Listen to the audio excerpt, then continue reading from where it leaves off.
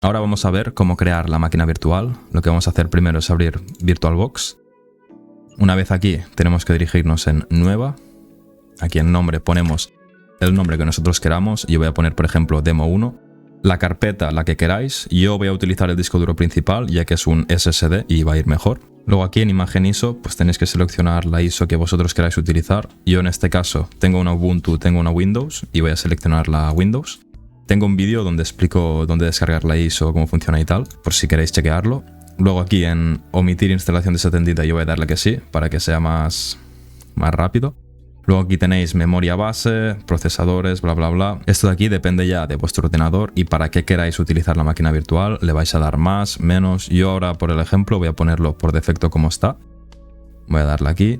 Luego lo mismo, aquí tenemos el disco duro, ¿vale? El cual podemos crear tamaño completo, no tamaño completo. Es decir, que ya sea por defecto de 50 o que se vaya pudiendo aumentar con el tiempo y la capacidad.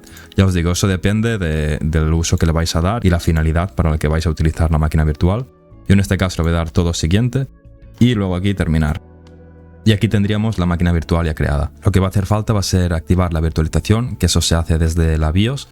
Por lo cual, bueno, voy a cortar este vídeo, voy a hacer otro vídeo donde explico en 1 minuto o 2 cómo activar esta función desde la iOS. Así que bueno, si os interesa está en otro vídeo. Pero por ahora ya tenemos la máquina virtual creada.